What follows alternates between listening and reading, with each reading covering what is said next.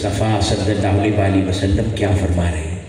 آپ اس کی طرف متوجہ ہوئے، صحابہ کرام نے عرض کیا یا رسول اللہ صلی اللہ علیہ وسلم یہ مجنونہ ہے، یہ دیوانی ہے، پاگل ہے، اس کے ساتھ وقت آپ ضائع فرمائیں گے؟ آپ نے فرمایا نہیں۔ اس کو پوچھا کہ بتاؤ بی بی کیا بات ہے؟ وہ کہنے لگی نہیں یہاں نہیں، میرے ساتھ چلے، فلاں جگہ میرے ساتھ چلے، میری حاجت روائی کروائے، میری پریشانی دور کروائے۔ آقا علیہ الصلوۃ والسلام اس کے ساتھ چل پڑے اور فرمایا لے جاؤ محمد مصطفیٰ صلی اللہ علیہ وسلم کو بی بی جہاں چاہتی ہو اور آج اپنی حاجت روائی کرواتی ہو۔ اور پھر وہ دیوانی مجنونہ تاجدار کائنات حضرت محمد مصطفیٰ صلی اللہ علیہ وسلم کو لے کر مدینہ کی گلیوں میں گھومتی رہی۔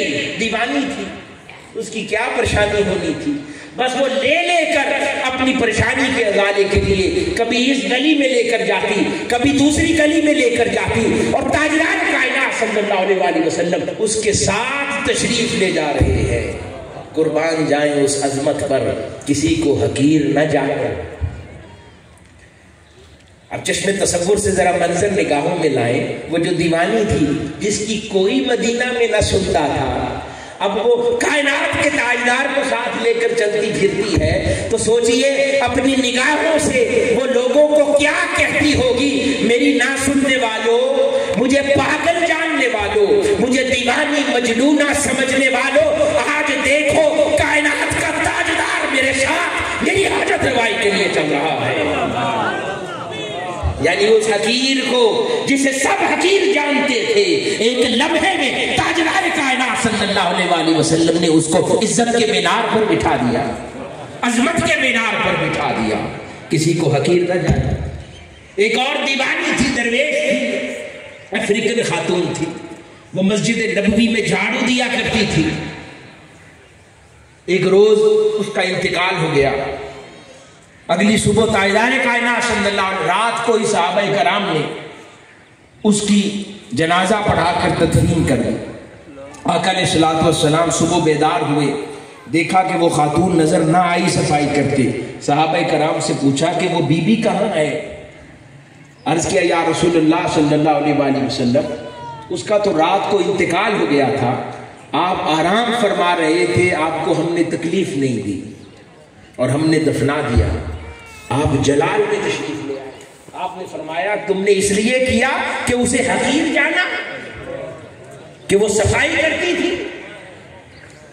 اب میں اس کی تشریح کر رہا ہوں، الفاظ نہیں ہے حدیث کے یہ کہ یعنی کوئی بڑا صحابی دنیا سے چلا جاتا تو فوری دستک دیتے دروازے پر، کیونکہ وہ صفائی کرتی تھی، اسے حقیر جانا تو مجھے خبر نہ دی، ابھی لے کر چلو۔ اس کی قبر پر آقا علیہ الصلوۃ والسلام اس کی قبر پر تشریف لے گئے اور وہاں پر جنازہ ادا فرمایا۔ تو کسی کو حقیر نہ جانا۔ حاضرین گرامی، آقا علیہ الصلوۃ والسلام نے فرمایا کئی ایسے ہوتے ہیں جن کے بال گرد آلود ہوتے ہیں، جن کے کپڑے میلے ہوتے ہیں، کہ جن کے پاس بیٹھنا بھی پسند نہ کرو، مگر عین ممکن ہے ان میلے درویشوں کے اندر بھی کوئی ایسا ہو کہ جو اللہ کی قسم کھا لے کسی بات پر، اللہ رب العزت لازماً اس کی زبان سے نکلی بات کو پورا کرتا ہے۔ اس مقام کا مالک ہو تو کسی کو حقیر نہ جانو زندگی کے اندر۔ حاضرین گرامی، یہ تصور عبادت ہے جو اسلام نے ہمیں عطا کیا، اور ایک وہ تصور عبادت ہے جو ہم نے خود بنا لیا ہے۔ اب کون سا تصور عبادت درست ہے، وہ جو ہم نے بنایا ہے یا وہ تصور عبادت جو اللہ نے ہمیں عطا کیا ہے؟ کون سا درست ہے؟ تو رمضان کے اس مبارک مہینے میں پھر کون سے تصور عبادت کو اپنانے کی کوشش کرنی ہے؟ جو اللہ نے ہمیں عطا کیا ہے۔